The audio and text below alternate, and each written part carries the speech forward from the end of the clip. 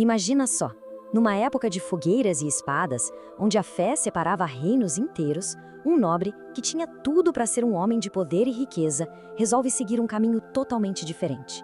A história de Francisco de Sales é mais do que a história de um santo. É sobre uma ideia quase radical, a de que a gentileza, pasmem, pode ser a arma mais forte no meio de um conflito.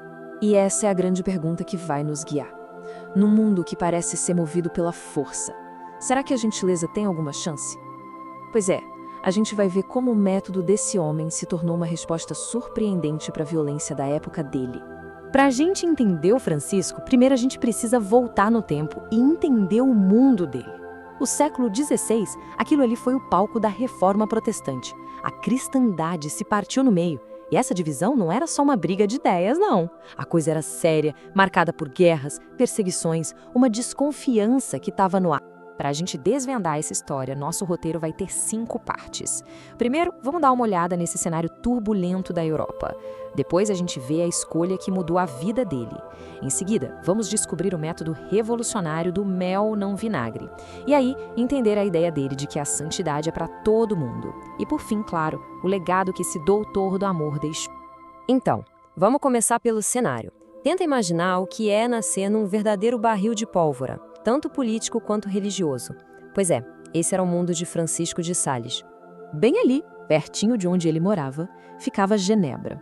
A cidade era, nada mais nada menos, que o coração do calvinismo, uma das principais forças da Reforma. Genebra era tipo uma Roma protestante, um símbolo de oposição à Igreja Católica, e a influência dela se espalhava, criando tensão por toda a parte. E o Francisco nasceu justamente no Ducado de Saboia. Pensa num território independente, espremido entre gigantes, França, Itália e Suíça. Essa posição estratégica colocava o ducado literalmente na linha de frente das guerras religiosas que marcaram aquele século. Ele nasceu no meio do fogo cruzado. E é nesse cenário caótico que o jovem, destinado à política e ao poder, toma uma decisão que muda completamente o roteiro. Vamos ver agora a escolha que definiu a vida dele. Essa linha do tempo aqui conta uma história de expectativas quebradas. Ele nasceu em berço de ouro, o pai já tinha toda uma carreira brilhante planejada para ele. E ele até seguiu o roteiro, se formou doutor em Direito. Mas aí, ele chocou todo mundo ao escolher o sacerdócio. Uma decisão que o colocou em rota de colisão direta com a própria família. Mas a jornada dele não foi nada fácil por dentro. Na juventude, ele passou por uma crise de fé terrível. Ele ficou obcecado com a ideia calvinista da predestinação, sabe? Aquela crença de que Deus já escolheu quem vai ser salvo e quem vai ser condenado. E ele se convenceu de que estava destinado ao inferno. Foi essa angústia profunda que, no fim das contas, moldou a compaixão que ele tinha por todo mundo que se sentia perdido. E foi exatamente essa compaixão, forjada na própria dúvida, que virou a principal ferramenta dele na missão mais perigosa de sua vida. A de conquistar corações usando mel e não vinagre. Logo depois de virar padre, o Francisco se ofereceu para uma missão que ninguém queria. Era ir para a região de Chablais, um território que tinha se tornado quase todo calvinista. Era praticamente uma missão suicida. Ele foi ameaçado, foi caçado e sobreviveu a várias tentativas de assassinato. Então, como é que ele conseguiu não só sobreviver, mas ter sucesso? Com um método revolucionário. Onde os outros usavam a força, ele usava a proximidade, morando no meio do povo. Onde tinha confronto, ele trazia o diálogo. E a sacada mais genial, quando as portas se fechavam na cara dele, ele usava a palavra escrita. Escrevia panfletos e passava por debaixo da porta. Na prática, ele foi um pioneiro da comunicação em massa. E essa frase aqui, nossa, ela resume perfeitamente a filosofia dele. O Francisco acreditava no poder da conversa, da gentileza, do amor, numa época em que a regra era a violência e a imposição. O ponto principal é que ele via a fé como um convite, sabe? E não como uma ordem. E o resultado foi impressionante. A tradição diz que o trabalho dele levou 72 mil pessoas de volta à fé católica. É um testemunho incrível de que a persuasão, e não a força, era o caminho mais eficaz. O sucesso em Chablais fez com que ele se tornasse bispo. E foi nesse novo papel que ele começou outra revolução.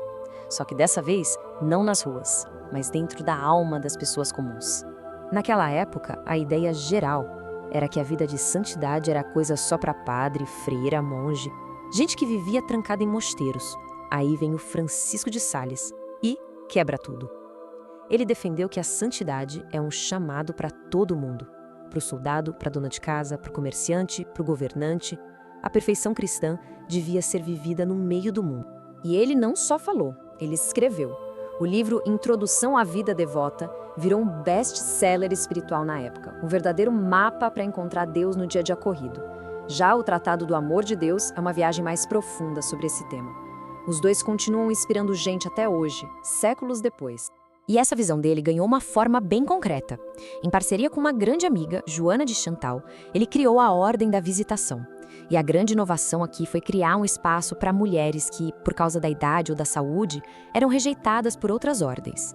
Era mais uma prova de que o chamado à vida religiosa devia ser acessível para todo mundo. E isso nos traz para a parte final, o legado.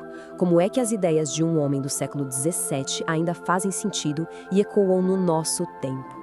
Essa outra frase dele se tornou o lema de um dos maiores educadores da história, Dom Bosco. Tanto que Dom Bosco nomeou sua congregação de salesianos em homenagem a Francisco. Essa ideia de educar e guiar com amor e não com medo é uma herança direta do pensamento dele. E claro, a igreja reconheceu formalmente a importância dele. Primeiro, ele foi canonizado, virou santo.